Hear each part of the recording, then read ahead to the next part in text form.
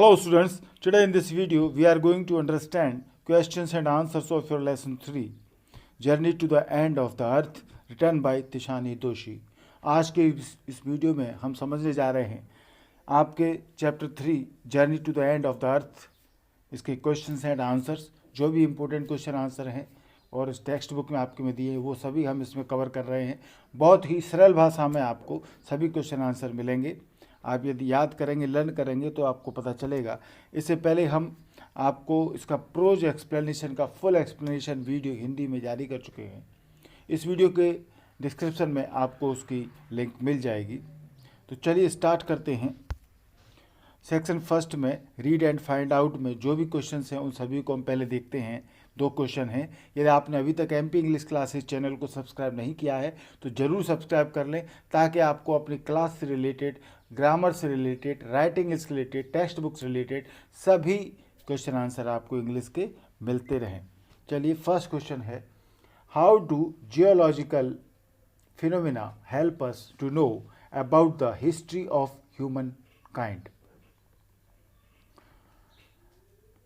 Geological phenomena यानी होता है भूगर्भीय घटना, जो जमीन के अंदर घटती हैं वो भूगर्भीय घटनाएं होती हैं।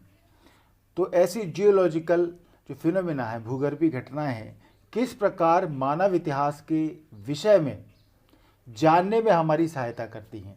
इन घटनाओं से हम किस प्रकार से मानव इतिहास के विषय में जान सकते हैं, वो कैसे सहायता करती हैं ये घटनाएं, ये क्वेश्चन है। आंसर देखें। By watching geological phenomena we can imagine how small changes would have caused a big change over centuries.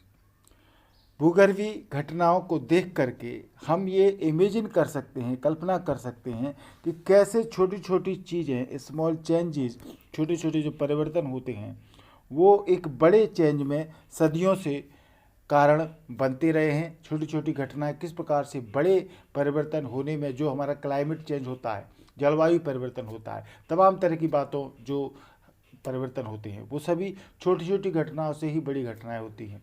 तो किस प्रकार से सेंचुरी से, सदियों से ये हो रहा है, ये जियोलॉजिकल फिनोमिना, भूगर्भीय घटनाएं हमें इस बात को बताती हैं। They help us to understand, ये घटनाएं हमारी ये समझने में मदद करती हैं वेयर वी केम फ्रॉम, कि हम कहाँ से आए थे, and where we might be heading, और हम कहाँ जा सकते हैं। यानी मानव का जो इतिहास है कि मानव कहाँ से आया और मानव आगे क्या विकास कर रहा है, उसका पदक्रम क्या है, आगे क्या होने वाला है, हेड क्या होने वाला है, ये सब बातें बताती है। इट इज़ ऑल्सो सेड, ये भी कहा जाता है, that the world's geological history is trapped in Antarctica, कि जो भी भूगर्भीय इतिहास है दुनिया का, ये भी कहा जाता है कि वो अंटार्कटिका में सिमटा हुआ है, अंटार्कटिका में ही ट्रैप्ड है। यानी कि आप अंटार्कटिका के बारे में यदि जानेंगे तो आपको पूरा भूगर्भीय घटनाओं से जो इतिहास बना है मानव का वो पता चलेगा। क्वेश्चन 2 देखें, what are the indications for the future of human kind. मानव जाति के भविष्य के लिए क्या इंडिकेशंस हैं, क्या लक्षण हैं, क्या संकेत हैं, भविष्य में मानव जाति कहाँ जाएगी, ऐसे क्या लक्षण हैं, क्या संकेत हैं, इंडिकेशंस हैं। आंसर है रैपिड ह्यूमन पॉपुलेशन ग्रोथ, जल्दी से तेजी से बढ़ता हुआ जो मानवीय जनसंख्या है उसकी वृद्धि, और limited resources exert pressure on land, सीमित संसाधनों का, मानव की जनसंख्या की तेजी से वृद्धि, रैपिड यानी तेजी से वृद्धि, और सीमित संसाधनों का होना, वो जमीन पर जो लैंड है हमारी उस पर प्रेशर क्रिएट करता है, उस पर दबाव डालता है। Burning of fossil fuels has helped in increasing the average global temperature. अब यहाँ फॉसिल फ्यूल्स का मतलब समझें आप। फॉसिल फ्यूल्स माने जीवाश्म ईंधन। फॉसिल फ्यूल्स, जीवाश्म ईंधन क्या होते हैं, जो हजारों करोड़ों वर्ष पहले जो भी हमारे इस धरती पर जीव थे, वनस्पतियाँ थी, जंगल थे, वो सभी कहीं ना कहीं किसी घटना के कारण से ऐसी घटनाएं हुई कि वो दब गए और ज़मीन के भीतर दबते चले गए, और फिर जब दबे तो उनको ऑक्सीजन नहीं मिली, उनका तापमान बढ़ने लगा, उन पर दबाव पड़ने लगा, जिसके कारण से वो फॉसिल फ्यूल्स जीवाश्म ईंधन बने।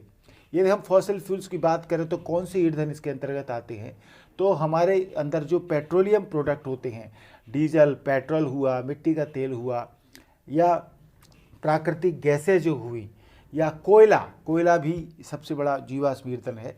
तो ये सभी काफ़ी सालों पहले जंगल जो दब गए उसके कारण से फॉसिल फ्यूल्स बने, और आज हम उन चीज़ों का उपयोग भी करते हैं। हम पेट्रोल का, डीजल का, गैस का, कोयले का अपने उपयोग करते हैं। परंतु अब यहाँ ये है कि इनका जो जलना है, फॉसिल फ्यूल्स का जीवाश्म ईंधन के जलने से भी जो विश्व का ग्लोबल टेम्परेचर है, जो विश्व का टेम्परेचर है, तापमान एवरेज, वो बढ़ने में इन चीज़ों ने मदद की है। जैसे ग्लोबल टेम्परेचर बढ़ गया है फॉसिल फ्यूल्स के जलने से। The increase temperature can melt the ice of Antarctica, और इस टेम्परेचर के बढ़ने से अंटार्कटिका की जो आइस है, बर्फ, वो पिघल सकती है। And cause the other environmental problems, और अन्य पर्यावरणीय समस्याएं पैदा कर सकती है। They will effect the lives of all the marine animals and the birds of region, और ये एनवायरमेंटल जो समस्याएं बनी हैं, इनके कारण वो प्रभावित करती हैं marine animals and birds of the region, वो जो उस रीजन के, अंटार्कटिका के क्षेत्र के पशु पक्षी, जो भी पक्षी वहाँ रहते हैं, पशु रहते हैं, जानवर रहते हैं, या फिर समुद्री जीव, मराइन माने समुद्री जीव जो हैं, उनके जीवन को ये चीज़ें प्रभावित करती हैं, ये घटनाएं प्रभावित करती हैं। देयरफॉर, इसलिए इन प्रेजेंट सिनेरियो, यदि हम वास्तविक जो वर्तमान का परिदृश्य है, सिनेरियो, वी कैन से, हम ये कह सकते हैं that the future for the mankind we can get in danger, कि जो मानवता का भविष्य है वो खतरे में पड़ सकता है if the emission of carbon dioxide and other poisonous gases continue in the same way. Emission यानी होता है उत्सर्जन। यदि इसी प्रकार से कार्बन डाइऑक्साइड का उत्सर्जन होता रहा, जहरीली गैसें लगातार इसी तरीके से वातावरण में होती रही, बढ़ती रही, तो मानवता के इतिहास को बड़ा खतरा हो सकता है। सेक्शन 2 है आपका रीडिंग विद इनसाइट। इसके क्वेश्चन आंसर को देखते हैं। फर्स्ट क्वेश्चन है, the world's geological history is trapped in Antarctica, how is the study of this region useful to us. यहाँ एक स्टेटमेंट है जो आपके लेसन से लिया गया है, टेक्स्ट बुक से लिया गया है। संसार का भूगर्भीय इतिहास, जियोलॉजिकल जो हिस्ट्री है, वो अंटार्कटिका में सिमटी हुई है। इस क्षेत्र का अध्ययन हमारे लिए कैसे लाभप्रद है, इस स्टेटमेंट को आपको जस्टिफाई करना है कि संसार का भूगर्भीय इतिहास अंटार्कटिका में सिमटा हुआ है, ट्रैप्ड है, तो फिर इस क्षेत्र का अध्ययन हमारे लिए कैसे लाभप्रद है। तो इसका आंसर देखें। नो डाउट, निसंदेह, the world's geological history is trapped in Antarctica, संसार का भूगर्भीय इतिहास अंटार्कटिका में सिमटा हुआ है। The study of this region gives us insight into the world's geological history, और इस क्षेत्र के अध्ययन से हमें विश्व के भूगर्भीय इतिहास की इंसाइट, आंतरिक जानकारी प्राप्त होती है। इंसाइट माने एक अंतर्दृष्टि, एक सूक्ष्म दृष्टि, एक गहरी पहुंच हम यहाँ से इस क्षेत्र के अध्ययन से प्राप्त करते हैं। 650 million years ago A giant southern super continent Gondwana did exist. 650 million साल पहले एक विशाल दक्षिणी उच्च महाद्वीप, सुपर कॉन्टिनेंट, एक दक्षिणी उच्च महाद्वीप विशाल गोंडवाना मौजूद था 650 साल पहले। इट सेंटर्ड रफली अराउंड प्रेजेंट डे अंटार्कटिका, और ये आज का जो अंटार्कटिका है उसके लगभग आसपास में इसका केंद्र था, इसका सेंटर था। Human beings hadn't arrived on the global scene, और अभी मनुष्यों का ग्लोबल पटल पर आगमन नहीं हुआ था। उस गोंडवाना के टाइम पर मनुष्य नहीं आए थे धरती पर। It had a huge variety of flora and fauna, और इस पर, गोंडवाना पर, वनस्पति और जीवों की विशाल विविधता थी, डाइवर्सिटी थी।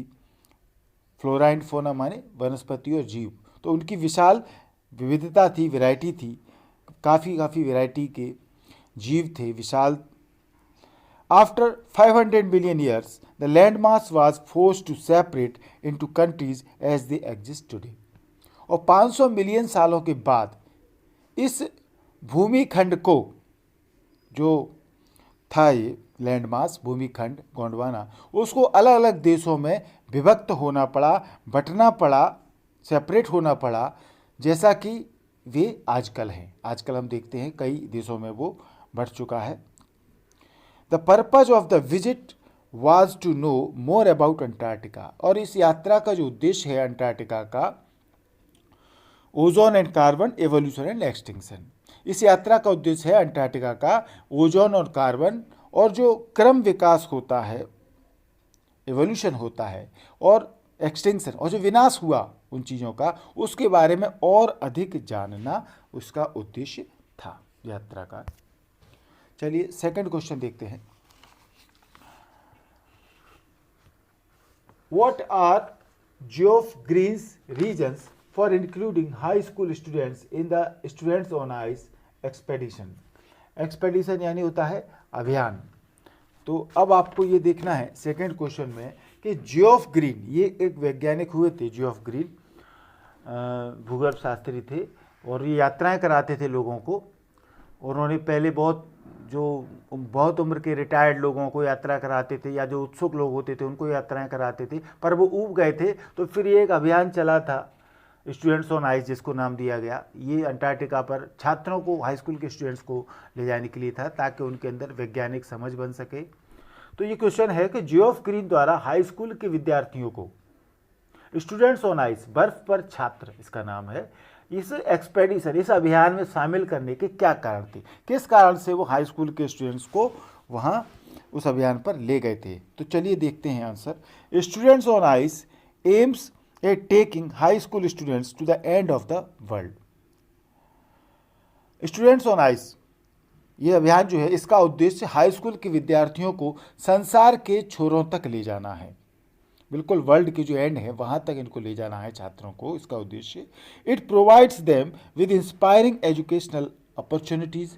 ये अभियान उन्हें एक प्रेरणादायक शैक्षिक अवसरों को प्रदान करता है, अवसर मिलते हैं छात्रों को वहाँ जाने के, इंस्पायर होते हैं वो। They can know more about the Antarctic region, वे अंटार्कटिक क्षेत्र के बारे में और अधिक जान सकते हैं।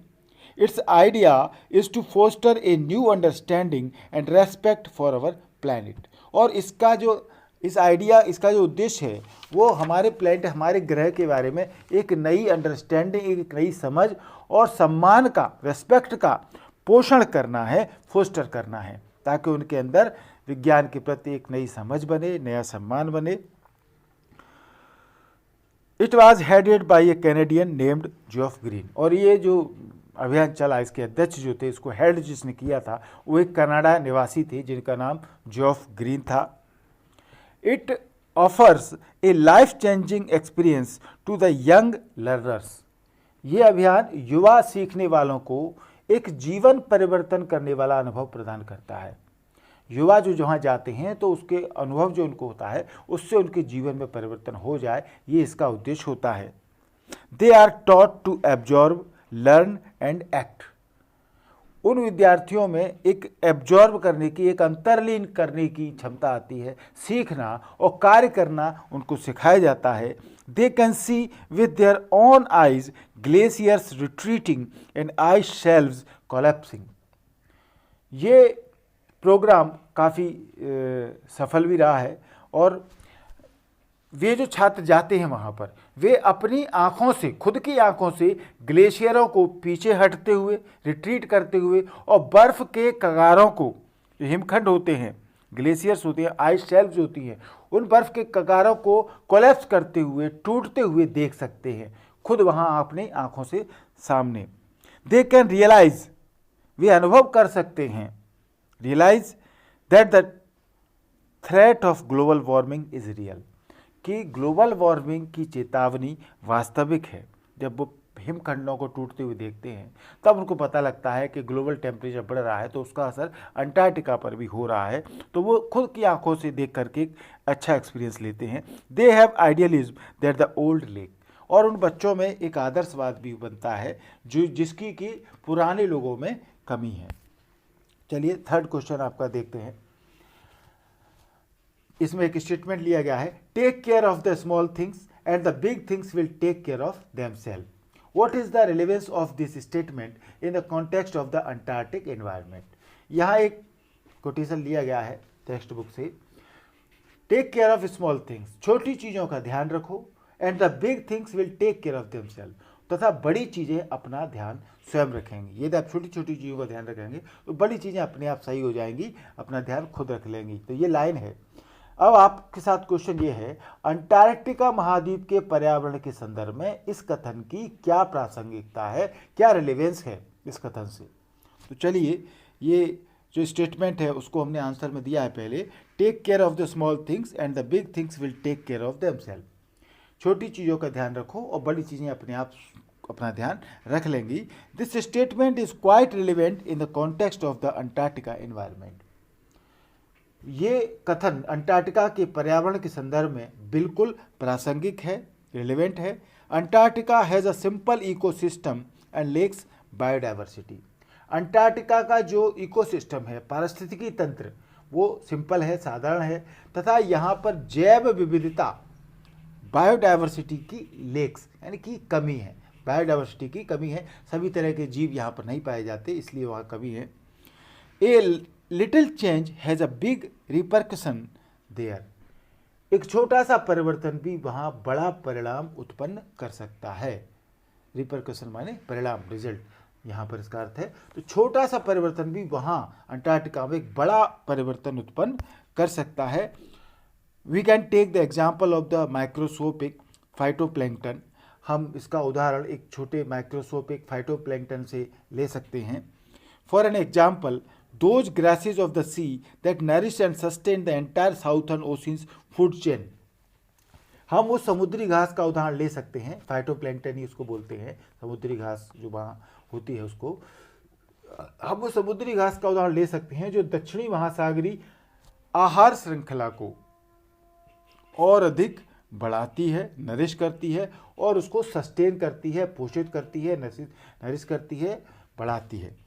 ये समुद्री जो घास होती है वो क्या होती है, these single celled plants consume the sun's energy to assimilate carbon and synthesise organic compounds in that wondrous and most important of processes called photosynthesis.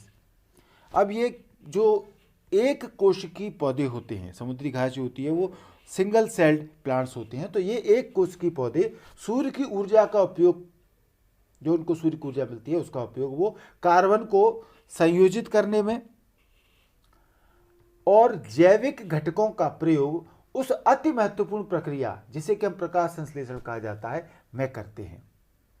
फिर से देखें आप, ये एक कोशिकीय जो पौधे होते हैं वो सूर्य की ऊर्जा का उपयोग कार्बन को संयोजित करने में, एसिमिलेट करने में और जैविक घटकों का प्रयोग उस अति महत्वपूर्ण प्रक्रिया जिसे प्रकाश संश्लेषण कहा जाता है में करते हैं, कंज्यूम करते हैं उसको, सन की एनर्जी को और ऑर्गेनिक कंपाउंड्स को सिंथेसाइज करते हैं। मोर ओवर, इसके अलावा द साइंटिस्ट वार्न, वैज्ञानिक चेतावनी देते हैं that further depletion in the ozone layer will affect their process. तो वैज्ञानिक चेतावनी देते हैं कि ओजोन परत में की गई और अधिक नुकसान उनकी प्रक्रियाओं को प्रभावित करेगा। इस प्रक्रिया को, जो प्रकाश संश्लेषण की प्रक्रिया वो एक कोशिकीय पौधे करते हैं, इसको वो प्रभावित करेगा। Hence the lives of all the marine animals and birds of the region will get affected. तथा इस प्रकार इस क्षेत्र के सभी समुद्री पशुओं पक्षियों का जीवन प्रभावित होगा। Hence it is true in the context of the Antarctica environment, if we take care of phytoplankton, all the marine life will take care of itself।